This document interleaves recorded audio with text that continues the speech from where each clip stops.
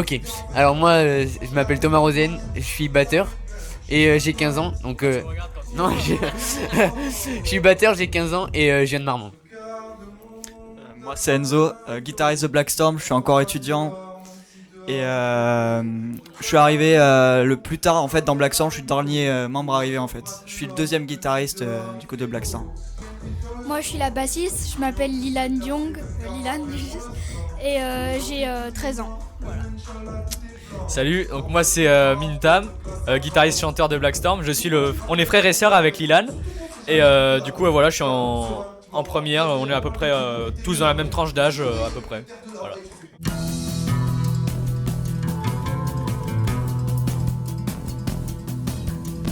Alors du coup nous on est un groupe de métal à hardcore.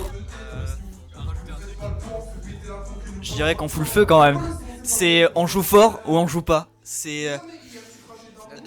En fait, je pense que l'important, c'est qu'on nous a dit aussi plusieurs fois, c'est que on est là ou on n'est pas là du tout en fait. On peut pas vraiment jouer à moitié, il faut vraiment qu'on ressente le truc et je pense que c'est quelque chose qui peut plus ou moins nous démarquer, mais en fait on a notre truc à nous, notre énergie et je pense que ça va encore bien se développer.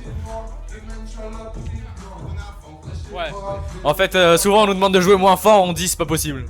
C'est soit on ne joue pas, soit on est là et on casse des crânes si on peut. Aussi. Avec plus de décibels. Avec plus de décibels.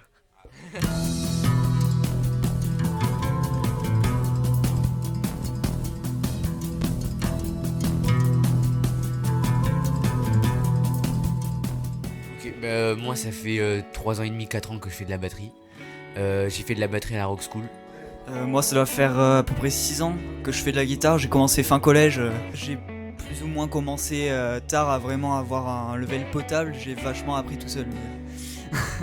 Avec Mintam on fait vachement des trucs différents mais on trouve vachement un moyen de s'assembler en fait. C'est pour ça que ce serait difficile en fait, on nous avait dit de trouver un chanteur en fait mais ça serait compliqué de trouver quelqu'un qui s'assemble parfaitement en fait avec notre style. Et après je suis moins dans le démonstratif mais vachement dans le ressenti, dans l'émotion, pas vraiment à la Gilmour mais un peu voilà c'est voilà c'est l'émotionnel, j'aime bien les trucs un peu dark émotionnels, les trucs assez mélodiques quoi, le néoclassique. Moi, ça fait 1 an que je fais de la basse. J'ai commencé en même temps que le groupe parce que, en fait, ils cherchaient une bassiste et mon frère il m'a proposé. Et du coup, j'ai dit oui, mais en fait, j'avais aucune base en basse. Et du coup, j'ai commencé avec le groupe. Après tu faisais des instruments avant aussi. Donc moi ça fait bientôt 6-7 ans que je fais de la guitare. Après vraiment de la guitare électrique ça fait que 2 ans parce qu'avant je jouais de la guitare classique, je faisais du jazz. Et en fait ce qu'on a tous en commun c'est qu'on vient tous de la rock school. Et que du coup nous on est frères et sœurs. Donc la personne qui nous a appris la musique c'est notre père parce qu'il est musicien. Notre père qui a aussi été le prof de guitare d'Enzo pendant 1 ou 2 ans. 1 an. Et Thomas qui est inscrit à la rock school, voilà. Donc, et du coup on s'est rencontrés Thomas et moi à un stage de musique. Et après la directrice de la rock school avait besoin de nous pour un concert. Et du coup je suis allé voir Thomas, je dis ouais ça dit de créer un groupe et tout, on a fait ouais. Et c'est parti de là. Après de là on a juste changé de guitariste parce qu'il faisait plus du reggae l'autre. Et on s'est dit on va plus s'orienter vers le métal quand même. Donc on a appelé Enzo qu'on connaissait déjà avant et voilà.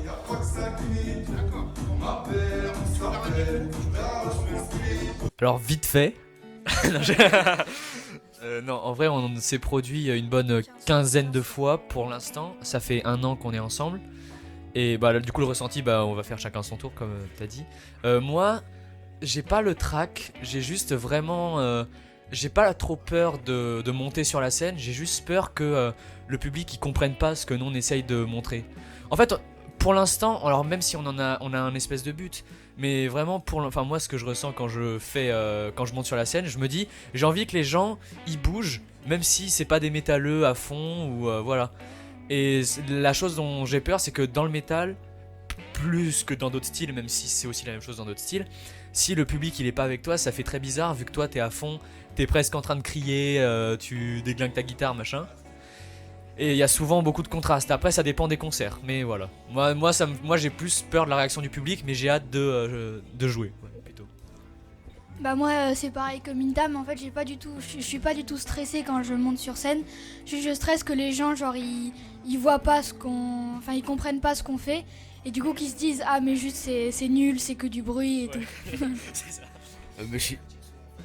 Ouais, voilà, c'est ça. Mais moi, en fait, c'est ça le but quand on monte sur scène, c'est d'essayer de partager notre passion avec les gens.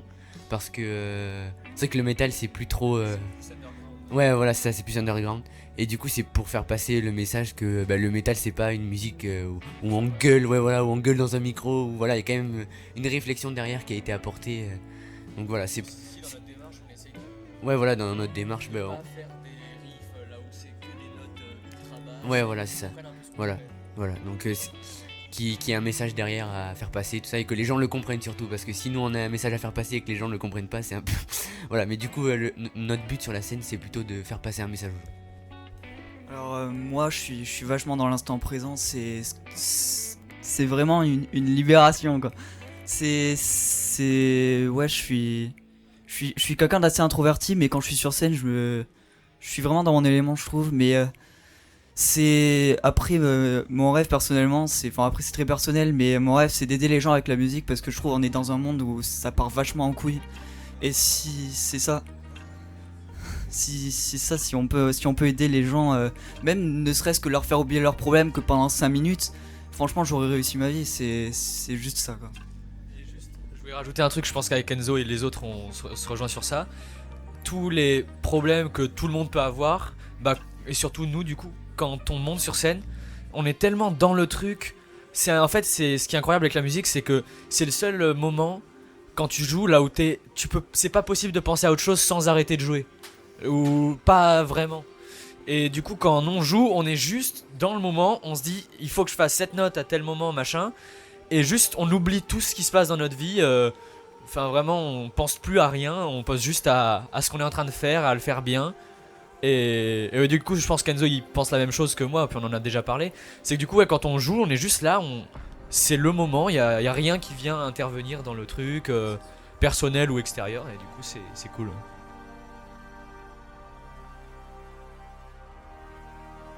Bah alors moi, c'est Metallica. Vas-y, ok, un groupe chacun. Alors moi, c'est Metallica, même si le batteur est très très très sous-estimé. Mais moi, je m'identifie plus à lui sur le personnage. Ouais, Lars Ulrich, voilà, c'est le batteur de Metallica. Son jeu m'a beaucoup inspiré au tout début quand on a commencé le groupe. Et j'ai eu les mêmes mimiques que lui, à faire les mêmes gestes et tout ça. Ouais, les mêmes faire un rallonge, voilà. Je sais que ça avait fait chier un peu, mais bon. Voilà. Et du coup, ouais, moi c'est Metallica et Lars Ulrich. Voilà. Et maintenant, c'est plus Mario Duplantier, batteur de Gojira, et Jay Weinberg, batteur de Slipknot.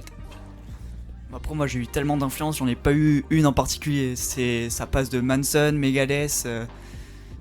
Après je suis vachement dans le côté artistique un peu dégueulasse, mais trouver de la beauté dans le de dissonant. Non, vraiment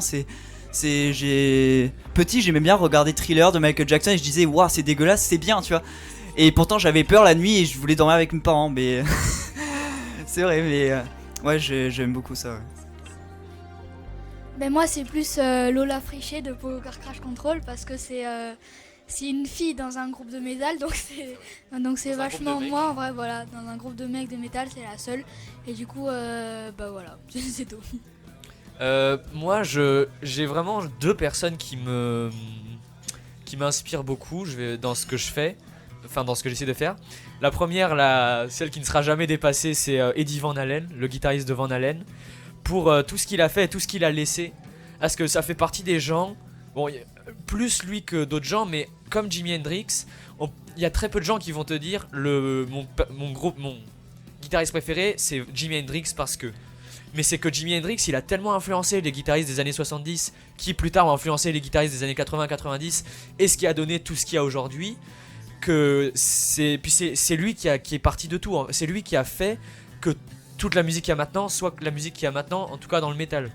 Et c'est quelque chose que je retrouve chez Van Halen, parce que Van Halen, le nombre de guitaristes qu'il a inspiré c'est gigantesque, et je trouve que c'est vraiment incroyable. Puis vraiment il avait une personnalité, tout un look qui allait avec l'artiste, et j'aime bien ce délire, on va dire, d'avoir un look avec ta musique, que tu sois pas genre juste en noir, ou tu sais que t'as un gimmick qui revienne.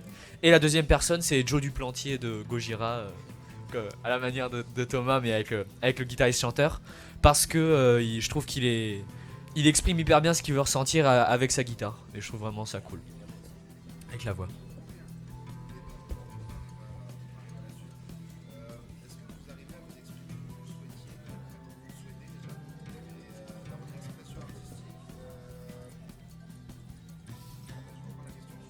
Ouais.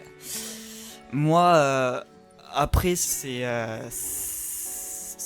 pense qu'on a un message en commun, c'est vraiment de faire, ne serait-ce qu'oublier, faire passer un bon moment aux gens. Et le truc, c'est pas qu'on devienne le nouveau Metallica ou qu'on dépasse tout le monde, c'est juste apporter notre truc à notre sauce. Après, on vient de commencer, vraiment, ça fait à peine plus d'un an. Ouais, dans une semaine, ça fait 1 an qu'on a fait notre premier concert avec Blackstorm. Et là, on commence les compositions, chercher notre style, quelque chose à transmettre aux gens en fait. Et je trouve que c'est là que peut être notre force. C'est ça, parce que tous les groupes de métal sont pas habillés en noir, clichés comme ça. Il y a vraiment autre chose comme le néoclassique, c'est ce qui se rapproche le plus du métal, de la manière dont c'est composé. Et je pense qu'on peut mélanger un peu tous les styles plus ou moins pour mélanger les influences. Juste pour compléter ce que t'as dit, en fait pour moi le métal c'est du classique avec de la distorsion, vraiment c'est voilà.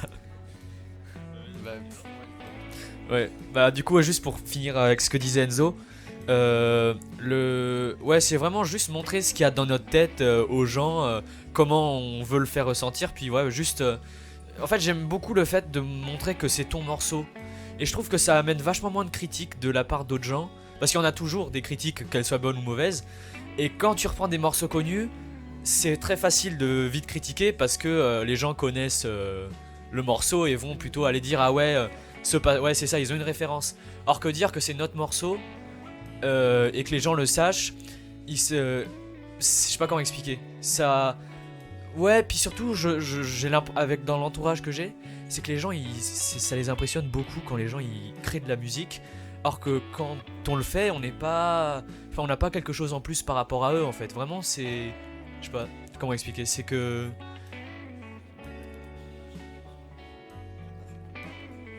aussi. Et c'est qu'on a tous commencé très tôt aussi, donc ça. Merci.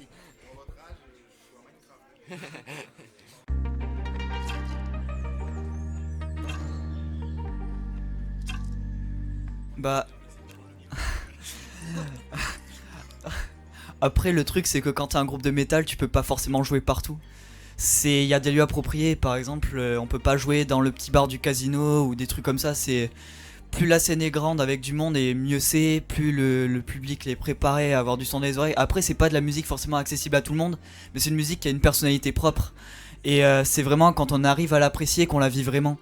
C'est vraiment après je pense pas peut-être qu'on révolutionnera la musique, peut-être pas. De toute façon, tout a déjà été fait par quelqu'un. Van Halen n'a pas inventé le tapping en fait, mais voilà, c'est ça en fait. Je pense que tant qu'on a un message à transmettre, qu'on y est à fond, c'est le principal.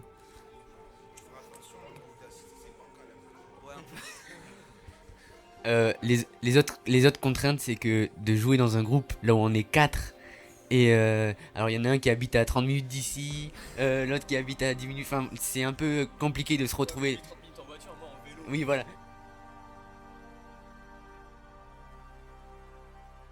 Comme Enzo l'a dit, c'est vrai que nous on peut pas jouer partout, du coup c'est assez restreint. Et oui c'est vrai qu'on peut pas se produire dans des marchés ou alors dans des marchés nocturnes ou dans des... Voilà, au désespoir de nos parents. Ouais voilà, mais c'est vrai que du coup quand on joue, on sait où on joue et on sait le message qu'on doit transmettre à une population visée. Et c'est ça qui est assez cool. Bah du coup, en fait, les difficultés à trouver les endroits, ça se fait plus trop. Parce qu'au début, c'est beaucoup la Rock School qui nous donnait des dates. Et ça a permis aux gens du coin de nous connaître. Après, la date qui nous a fait pas mal de pub aussi, c'est la fête de la musique de l'année dernière. Là où il y avait beaucoup de monde, même si l'ambiance n'était pas forcément au top de ce qu'on a eu jusqu'à maintenant. Ça fait toujours cool. Et puis on commence à avoir pas mal d'affiches dans nos placards, là où il y a notre nom dessus. Là ça va faire la 3e fois qu'on joue au 180. Alors il y a 2 fois on a joué vraiment au 180, pas dans le cadre d'émergence ni rien. Mais maintenant, c'est vraiment, on arrive à trouver beaucoup de concerts. Et le concert de cette année qu'on a réussi à trouver, c'est le festival 666 en Charente, qui nous a trouvé sur Instagram après que j'ai liké une story d'un concert où on était avec Thomas. Donc vraiment, c'était au hasard. Et il se trouve que la story du mec que j'ai liké, c'était le patron du festival. Et du coup, il a vu qu'on était jeunes et tout, il a dit bah venez au festival. Et c'est vraiment un coup de pouce énormissime quand on sait le nombre de groupes de métal. Sur des gros groupes de métal français y ont joué, et surtout quand on sait l'énorme coup de pouce que ça donnait à d'autres groupes de jouer dans des festoches comme ça. Quand on sait ce que ça apporte à plein de groupes, par exemple moi je pense à Gojira qui, quand ils ont remplacé Mastodon au Download 2006 je crois, et bah ça leur a fait un coup de pub énorme, et c'est parti de là. Pogo Car Crash Control, ils étaient pas connus, ils ont joué au Hellfest, maintenant ils font des tournées dans toute la France. Donc on attend beaucoup de ce jour, et on travaille beaucoup pour cette date là, ouais. Donc c'est le 13 août à 14h40.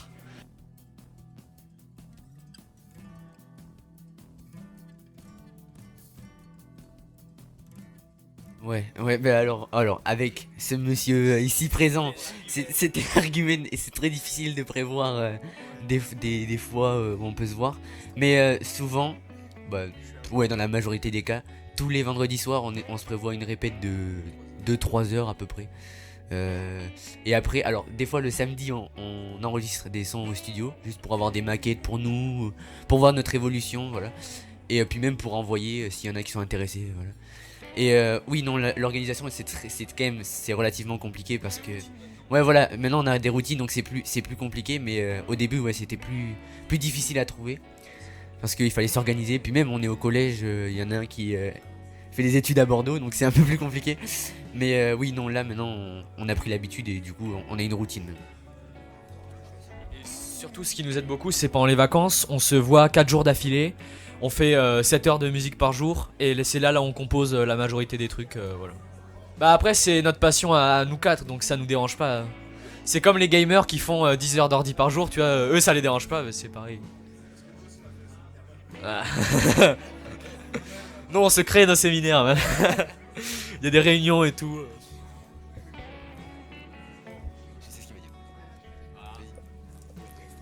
Franchement, le Hellfest, hein. Non, mais franchement, c'est tout ce qu'on peut faire, tous les moments qu'on peut choper à partager avec des gens, en fait, toutes les dates qu'on pourrait prendre, je pense que vraiment on les prendra quand on pourra. Mais plus c'est des grosses dates comme le 666, mieux ça sera parce que on vivra plus le moment, il y aura plus de personnes, tout sera Adapté aussi à ce style de musique. Ouais, c'est ça, il y a une population déjà préparée quand ils viennent à ce festival-là. Et après, voilà, je pense qu'on va aller niveau crescendo, on va commencer à enregistrer nos premiers EP, nos albums. Et franchement, on va trouver de plus en plus d'orientation, notre style, et ça va être de mieux en mieux. Voilà, là vous... Ouais, bah voilà. Là vous êtes en train de regarder la magnifique affiche du 666. Voilà. Ouais, nickel. Du coup, je reviens à la question. Ouais, vas-y.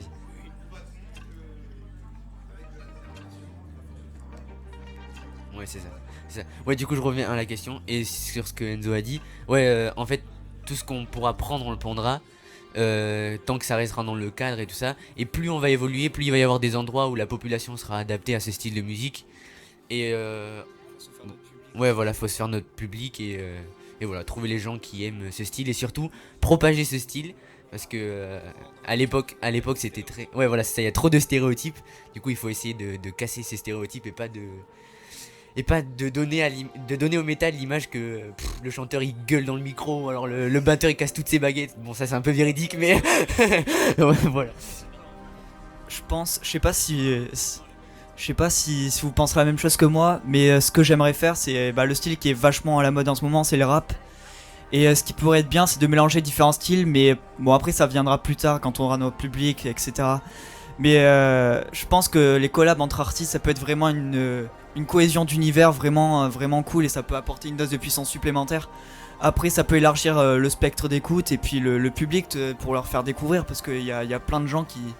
Bon, bah le métal c'était les années 90 quoi, mais c'est vrai que ça remonte, ouais. Bah après, ça remonte et puis on est toujours là quoi. Et en fait, c'est ça ce qui est bien, c'est que dans le métal, même s'il y a des trucs qui se ressemblent, c'est toujours différent et ce qui est vraiment fou dans le métal, mais vraiment que je trouve qu'on retrouve très peu dans d'autres musiques, c'est le nombre inimaginable de sous-genres et de sous-son-genres et de mix de sous-genres qu'il peut y avoir. Et ce qui, d'une part, c'est bien parce que du coup, on peut tout classer. Et ceux qui vraiment sont inclassables, c'est que vraiment ils ont vraiment un style de fou. Et moi, j'aimerais bien arriver à quelque chose qui fait que quand on écoute 30 secondes, on se dise ok, c'est Blackstorm. Par exemple, ça me fait. C'est ça. Par exemple, Gojira, tu écoutes n'importe quel morceau, tu sais que c'est eux. On sait. Je sais pas comment c'est possible, mais on sait que c'est eux. Ils ont leur son, tout ça. Et c'est ça. Par exemple, moi je pense au chanteur de Korn. Je n'aime pas du tout le groupe Korn. Pourtant, quand j'écoute 2 secondes la voix du chanteur, je sais que c'est lui. Alors que j'ai jamais écouté. Enfin, c'est vraiment un truc sur lequel j'aimerais bien arriver. C'est une identité. Que ce soit vocale, guitaristique, battéristique. Et Gojira, ils ont vraiment réussi un truc de fou sur ce plan-là. Comme Slipknot, c'est qu'ils ils ont réussi à mettre la batterie en avant. Et ouais, c'est clair. Et je pense que ce qui aide beaucoup, c'est qu'on soit un groupe qui, pour une fois, c'est pas 4 garçons, qu'on est tous différents. On a un avec des lunettes, on a une fille avec les cheveux bouclés, on a un grand blond avec les cheveux lisses, et on a un batteur qui avec des lunettes roses et une casquette Cap Ferret qui n'est pas métal, mais vas-y. Voilà.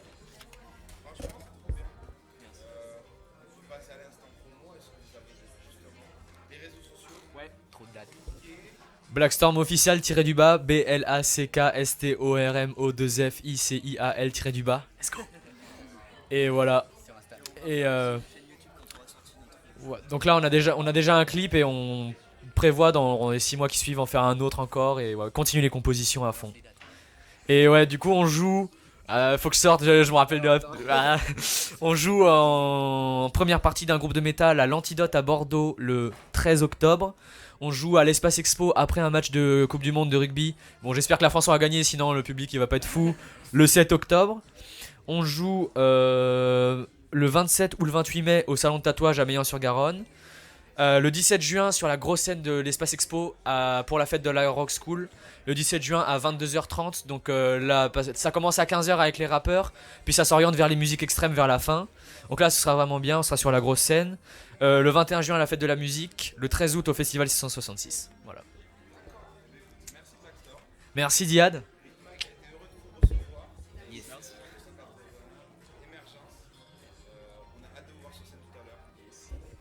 Merci Émergence, merci à tout le monde.